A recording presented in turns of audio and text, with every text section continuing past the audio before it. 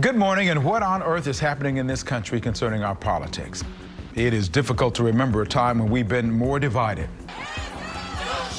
America is locked in battle. A massive march spanning miles led by Black Lives Matter. We started getting complaints from all across Metro Atlanta. Today, anti-mask protesters yelled, played music, and brought signs. We've done really an extraordinary job. We're going down, not up. Fix the shortage of PPE for our healthcare workers before you tee off another round. He's against God, he's against guns. I'm worried about what he'll do in the next year in presidency.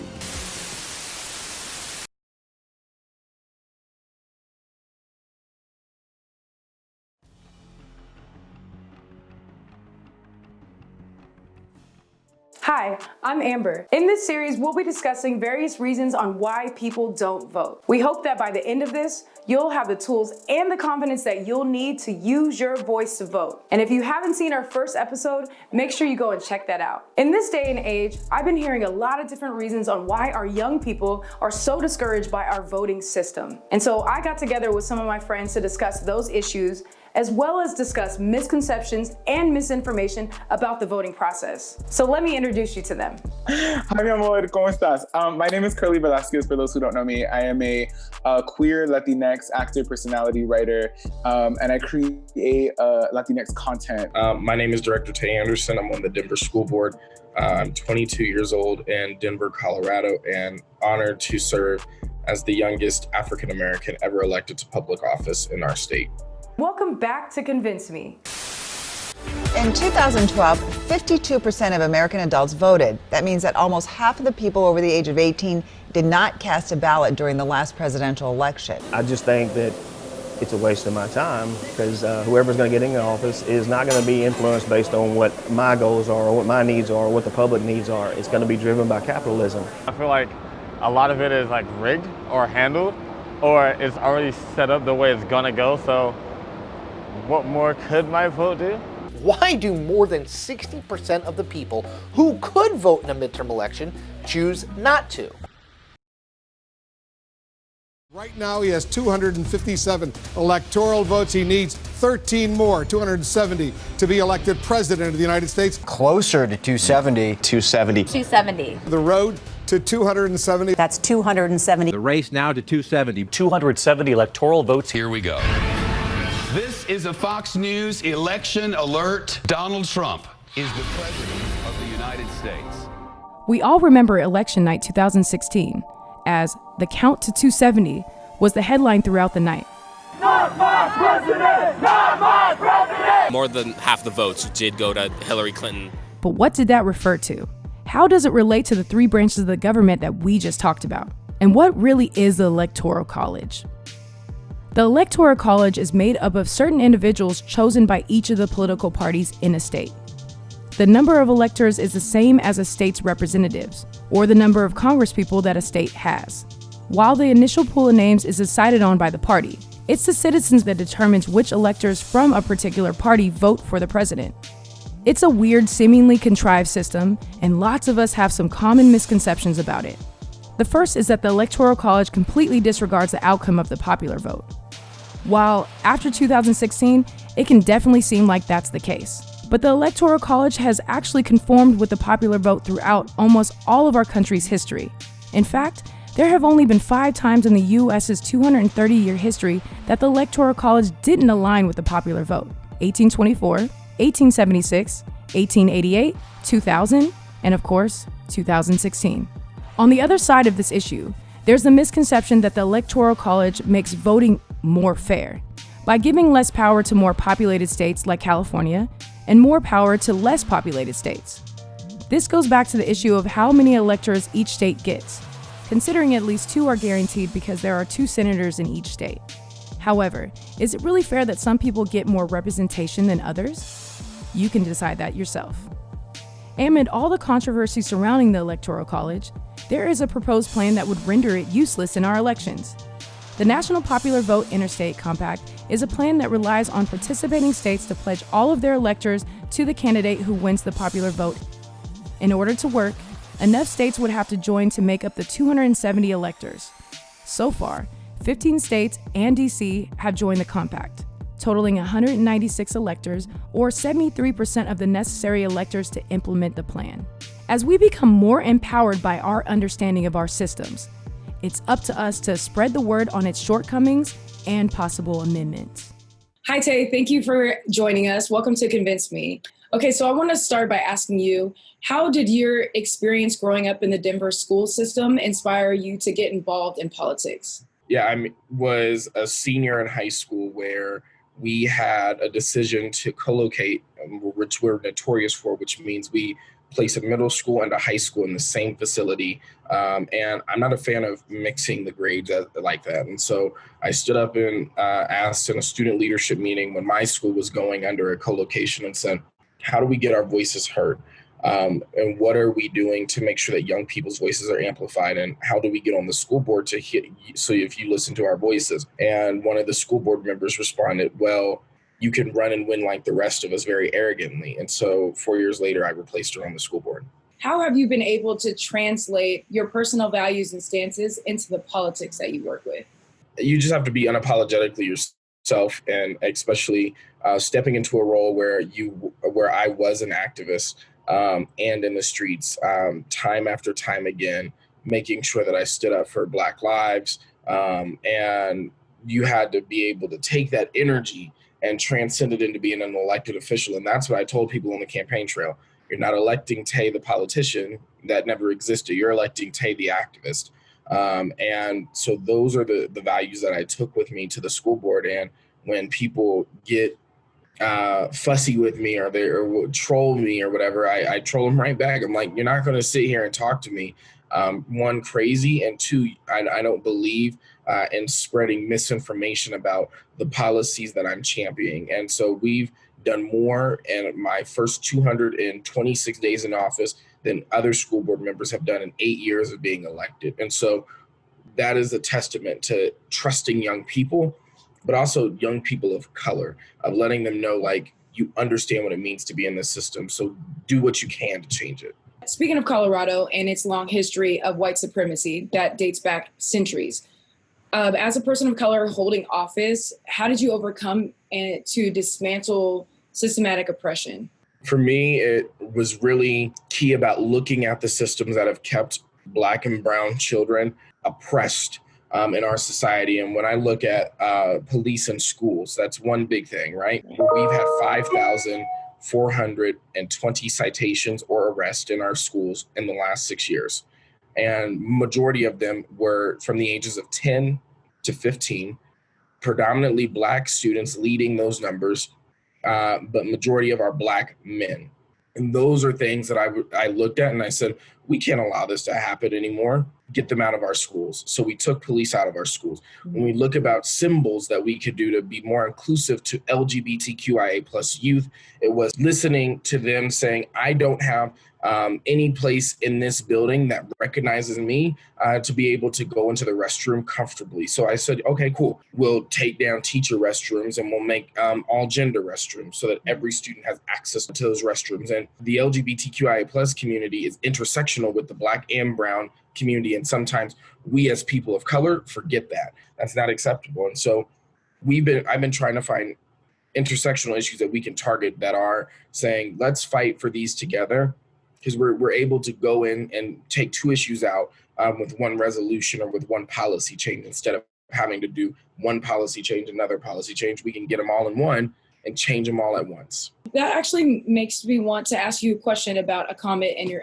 introductory video. You said, we're too focused on the outcomes and not the causes. Can you explain that? We are always focused on talking about how do we give the solution to the problem that we want to fix, but we never talk about the root problem or the root issue that we're also always trying to tackle. When we talk about the low literacy scores in our Black and brown children, sometimes we forget that there are still Karens in the classroom that don't want to teach Black children or don't want to deal with Black or brown children because they gave them a hard time one day of the week. And so those are things that we have to start looking at as a root of saying, what it like to police out of schools is just one thing. That takes off the top of the cream of the crop. But now it puts pressure on administrators and teachers to say, you must do right by educating Black and brown children. There is no more, I'm just going to refer them to disciplinary actions. I'm not going to teach these students, because then what happens is when this kid gets a ticket,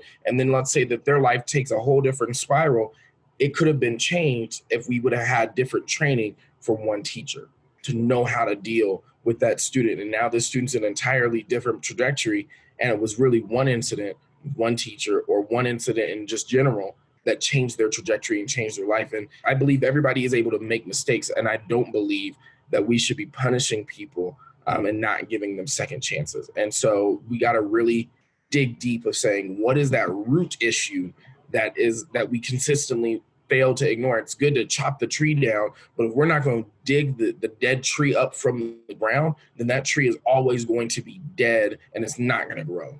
So what would you say to those that are afraid or feel like it's hopeless to get involved in politics and voting because of all these barriers? You got to get out there and vote. No matter who you vote for or what you vote for, you got to get out there and vote, because it's one thing to get out into the streets and complain about what's going on in Washington, D.C. It's another to actually do the work to change it. And so some people may not even be old enough to vote. But if you're not old enough to vote, get out there and volunteer on a campaign. Knock some doors, make some phone calls, find a candidate that you believe in. Even if they're not in your state, you reach out to them, because there's another Tay Anderson out there that's 21 in a majority white city that is trying to not only live his Blackness, his or her or their Blackness, or they are also trying to navigate how do you be able to be seen as legitimate. And that's the uphill battle I faced. I remember my first conversation with a former school board member that supported me. My first run for office said, there's no way Denver, Colorado will elect a 21-year-old Black man to a citywide seat. That's just, it's impossible. Have you seen the dynamics of our city? And they told me they would not support me. And I told them, all right, cool. That single conversation stuck with me. And that I had to prove to that person, not just to that person, but every naysayer that was like, you can't do it because you don't have a college degree. You can't do it because you didn't do the X, Y, and Z, or you didn't do this, or you didn't do that. I am a proud son of a Black mother, single mother, who was a teenage mom who raised me at the same time of raising herself, who failed his freshman year of high school and had terrible grades throughout high school, became a student body president, and started to get involved with politics and community activism, had to drop out of college because I could not afford it and still don't have a college degree. And I'm sitting on the largest school board in the entire state of Colorado at the age of 21. And after so many people spent millions of dollars against me to be able to be here, it's possible. And no matter where you're at, I challenge you to take up the mantle of leadership, because can't nobody hold somebody who is energetic about changing their community. You can't hold that passion back. We got to be able to go out there and to take what's ours. Okay. I've been to Denver several times. I used to play basketball there. Every single time I've gone to the city, I hosted Pride there last year, June. Every single time I've gone, I've been called an N-word. Every single time. Wow. And one of my trips, I was actually visiting Metropolitan State because I almost went there because I like the business law program. I played basketball though. And I was called downtown, an N-word, downtown Denver twice. And so just visiting, I know how hard it is. And that's just me, like, having very little time. So believe me, like, and I know Leslie, I'm really good friends with Leslie as well. And so that's why I was really excited, because I know you work really close with her. And so we talk about that as well, just being, for her, a Black woman, you know, in the state, representing the state assembly. It's just, I don't know, it's crazy to me because Denver is or Colorado in general is so far ahead in so many places. But then that part, I feel completely behind. There was nothing at the Denver Pride last year that represented any person of color. There was not like right? Like, that's why I literally ran out of there. I felt completely awkward every time I go there. But then I see you and I see Leslie and I'm just like, and then the weed reform and I'm like, oh, wow, like, wait, hold on. And so and also I met with Dan Bayer last year as well. He came out here and met with a bunch of influencers trying to understand the system. So I feel so connected there, even though I feel like I'm running for the airport every time. So I just have to say, like, I really just understand like how big it is for you to be in the position. And I'm just so happy that you're there, especially education. Like, we have a long way to go. We have a lot of well-intentioned white liberals that'll get out there. That's why the rallies look so big, is because nobody wants to look like they're a racist. And so they're racist, but they'll come out with a sign and they'll be like, Black Lives Matter. We won't show it in policy, won't show it in actions. And then when we are saying, well, okay, cool, let's take down the Columbus statue, or let's start changing these names of these neighborhoods that are named after Klans members. Let's start changing the actual representation of who we are as a city. They're like, whoa, pump the brakes. Like, we'll say I believe in Black Lives Matter, but you can't take away the Stapleton neighborhood. And I'm like, he was a Klans member, a Klans leader who was elected mayor of Denver in the 1920s. We don't need to pay homage to him, period. And so it's hard to get stuck in the old ways. Yeah. And it's ignorance. Yep. It's ignorance. When someone asked me what I mixed with, and I told them, the comment I got was, "You're pretty for a Black girl," right? And it's just like, literally, downtown Denver hosting a pride party last June, right? And it's just like crazy that is still, it's like, you didn't know that was not okay to say? This is why I don't want to be in this city. Okay, jumping back in with what you were saying earlier on people using their voice, right? And you said, no matter who you vote for, do you feel that being neutral is a vote for the other side? I'm going to vote for my morals and look at saying, I can't afford 4 more years of the same crap that we've been through. Right. I know that when I look at the office of the presidency, I don't look at it as who's the president. I look at it, who's their cabinet, who's going to be on the Supreme Court, who's going to be in the different justices that they will appoint. Because we just seen that Ruth Bader Ginsburg is back in the hospital. We cannot afford for this administration to get another Supreme Court seat. We can't afford it. Right. And that will be I believe it'll be like a record, like the most Supreme Court justices a president has ever been able to appoint. Like, we can't allow that to happen, because the Supreme Court, you can't just say you're fired. You can't change the Supreme Court unless somebody resigns or they die or is impeached, but that's never happened. When you look at how many people are in the state of Colorado, 18,000 people, that 1% won you the election. And when you look at that, that's a very small margin, right? And that's why it's so important for everybody to get up and get out, because that right there shows you that if you use our voice, we can, be successful. We can change the old ways, which you were able to do. Getting out and voting for your local representatives is really important, and using your voice, because a lot of times, people win by those small margins and they make the biggest deal ever. It hasn't affected me as a straight Black man in society. However, what has impacted me is what my state legislator has been pushing, my governor, my mayor, my city council, more often my city council and my school board. You guys got $1 billion in tax revenue just from the weed reform. That you can do so much in education. Hopefully you got a big part of that. I'm just hoping that more states look at you guys and start taking after it, because that money right there could really help go towards a lot of communities that need it. And especially communities where it's primarily people of color. And especially when you have a poor communities and the schools are based on the tax, property tax in that area, obviously, having more income for education can balance that out a lot better. So that's things that we need to pay attention to going forward. And we should be paying attention to the people that decide what happens where we live. You got to look at it more than just I don't have kids, I'm not going to vote in the school board election. Voting for somebody who understands what it means to walk through those halls as a student and understands what it means to be an educator in this district. I was in education before I was elected to the school board as an employee for DPS.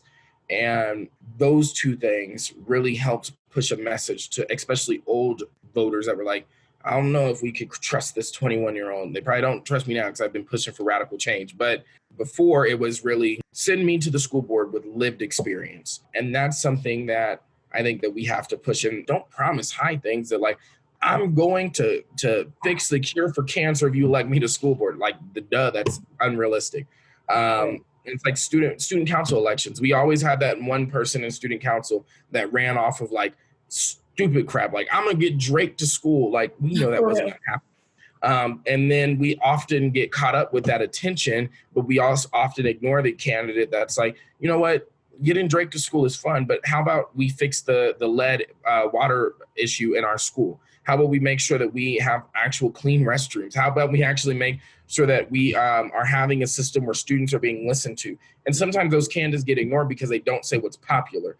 Right. But also you have to remember is that you got to look at the issues that they're running on and people are pushing in order to make that change of saying, this resonates with me, and it's not just a talking point. As someone who's experienced in local involvement firsthand, why is it so important to get people involved? It's important because our elections, a lot of people don't pay attention to local elections. And so although I may have won with a very big margin and had the highest turnout in any other school board election in Denver history, still only out of 150,000 voters total, out of 700,000 people in Denver and out of 500,000 eligible voters, that's still low turnout. We got to be able to do more and stop saying, yes, 20% is a good number to hit for a local election. It should be 90%, 100%. Everybody should be voting in local elections. I could only imagine the change. Like when I look at city council was elected with under 20% of the electorate in Denver. And each one of our city councilors make over $100,000 and they're full-time employees. They are right there. The mayor was elected under that. And we're a big city. It's not like we're a little city. It's just that people need to vote. They need to get the same energy out for the presidency, the Senate race that they do for local elections. Let's think all the way back to our high school government classes. Do you remember the 3 branches of the government? Don't worry if you didn't get it. 3/4 of Americans don't know all 3 branches either. So let's start off with the executive branch. I feel like, especially now, there's a popular misconception that the president heads everything and has the ultimate say in our government. But that's actually not the case. The president's powers are actually quite weak in comparison to the legislative branch. The legislative branch, or Congress, is made up of the House and the Senate. It's here that our country's laws are created, written, debated, and ultimately drafted to be signed. Even though it's the president that ultimately signs the bill into law, it's not very often that they refuse. In fact, less than 1% of bills in the past 50 years have been vetoed by a president in any way, whether it was overridden by Congress or not. Lastly, there's the judicial branch, which often mainly refers to the Supreme Court.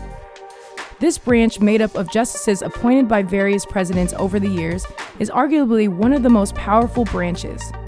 Although they don't have any power over government spending or the military, it's their interpretation of the Constitution that limits how laws can be written to affect citizens.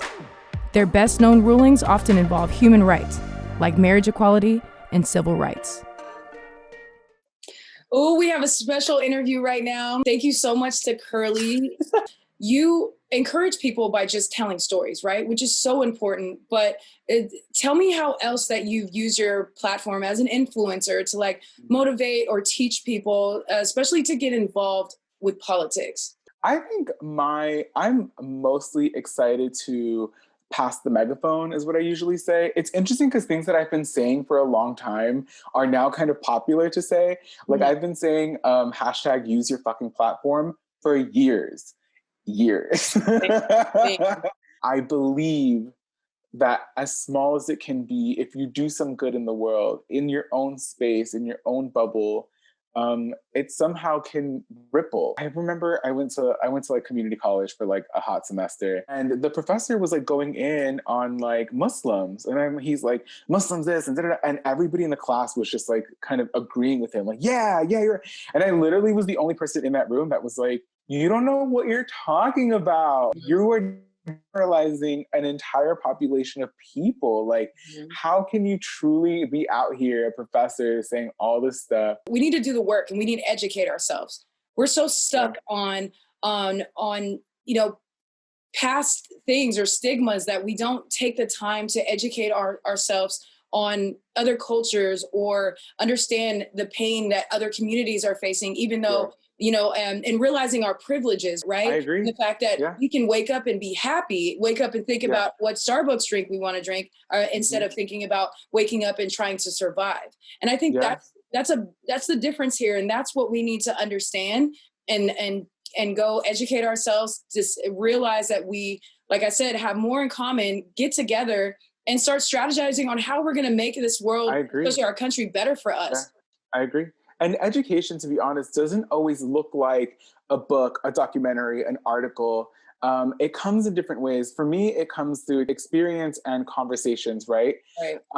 I do read a lot of articles, I do read a lot of books, and I actually do watch a lot of documentaries for fun. And so I think that learning from one another is, and I don't want to make that sound like I was doing that for fun. Like, I was just mean like, I like to be educated on certain topics. So like people should absolutely be watching content and reading articles and reading books that have to do with communities outside of them, right? But I always talk about conversation-wise, you always see a lot of people that are always talking about like, inclusion, diversity. And then I watch their Insta stories and it's only white people at their table. And I'm like on the weekends, they only have white people over for dinner. And I'm like, where's the diversity in your own life? So how can you begin to even understand diversity and inclusion when you don't even have that at your dinner table? Yeah, I've been on some like influencer calls during this time and with a bunch of influencers that say, hey, like, what can I do? And it's a lot of white influencers. And then they're just like, hey, I don't see these things on my feed. I haven't heard about that.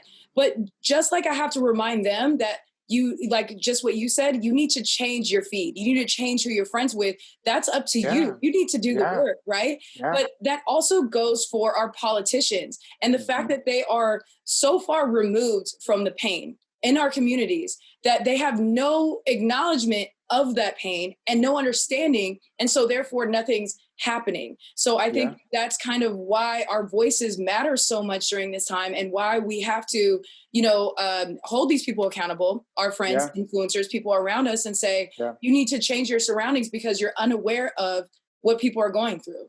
Yeah. And look, I know a lot of people who are like influencers and they're just like, I don't know, I'm not aware. And I'm like, well, pass the mic. Have somebody on your platform who does know what they're talking about. Have somebody like come on and talk about these issues that you've been afraid to address. And if you don't know, come to terms with that and learn with everybody else that's on your platforms. I mean, listening to politicians, like